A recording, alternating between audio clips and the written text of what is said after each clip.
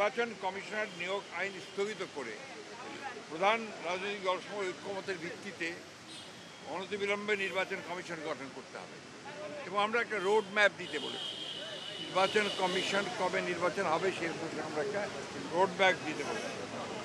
আমরা NID card, যেটা আপনার স্বরাষ্ট্র মন্ত্রণালয়ে স্থানান্তর করার কথা আইন করা হয়েছিল, সেটাকে অর্ডিন্যান্স জারির মাধ্যমে বাতিল করতে বলেছি। আমরা বিতর্কিত কোনো ব্যক্তি যেন কখনো এই নির্বাচন সংস্কার কমিটিতে না যায় সেই কথা আমরা বলেছি।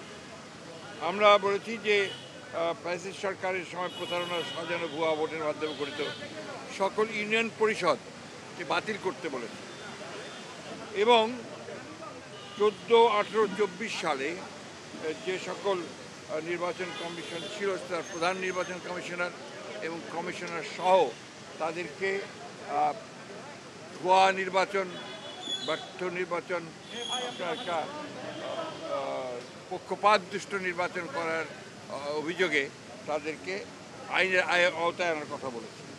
আমরা বিচারপতি খায়রুল হক, যিনি আমরা মনে করি যে নির্বাচন ব্যবস্থাকে ধ্বংস করার জন্য মূল হোতা, যিনি তত্ত্বাবধায়ক সরকার আইন বাতিল করার মূল নায়ক ছিলেন, তার বিরুদ্ধে আমরা আইনগত ব্যবস্থা নেওয়ার কথা বলেছি রাষ্ট্রদ্রোহিতার অপরাধে।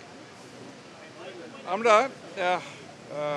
লক্ষ্য করেছি যে প্রশাসন থেকে অত্যন্ত দুর্ভাগ্যজনকভাবে এই প্রায় 2 মাস হতে চলেছে, আগামী 8 তারিখে 2 মাস হবে, এখন পর্যন্ত কত সরকারের আমলে, অর্থাৎ ফ্যাসিস্ট সরকারের আমলে যারা তাদের দোসর হয়ে কাজ করেছে, তাদেরকে সহায়তা করেছে এই লুটপাট, অনাচার, অত্যাচার, মানুষের উপরে নির্যাতন, গুম খুনের ব্যাপারে, গণহত্যার ব্যাপারে, তাদের অনেকেই, বেশিরভাগই এখনও পর্যন্ত বহাল তবিয়তে তার স্ব জায়গায় বহাল আছে।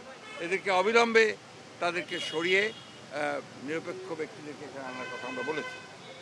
আমরা বলেছি যে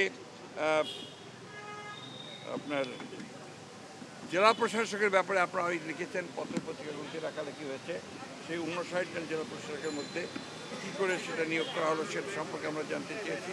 একই সঙ্গে যাদের বিরুদ্ধে অভিযোগ উঠেছে তাদেরকে নিয়োগ বাতিল করে দেওয়ার জন্য আমরা বলেছি। আমরা নতুন ফিট লিস্ট করার কথা বলেছি যোগ্য ব্যক্তিদের দিয়ে। আমরা চুক্তিভিত্তিক কত কিছু নিয়োগ বাতিল করার জন্য আমরা প্রস্তাব দিয়েছি।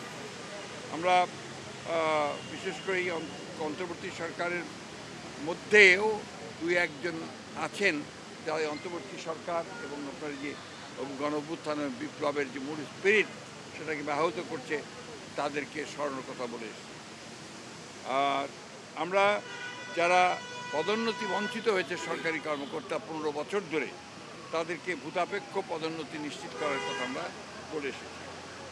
এই ছিল আমাদের আপনার মোটামুটি আপনার বক্তব্য, পয়েন্ট ভিত্তিক, হ্যাঁ।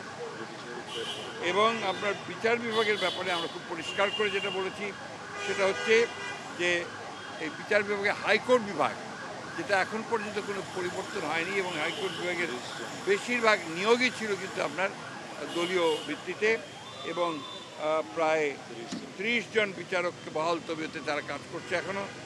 এদের ব্যাপারে ব্যবস্থা নেওয়ার জন্য, প্রয়োজনীয় আইনগত ব্যবস্থা নেওয়ার জন্য আমরা কথা বলেছি।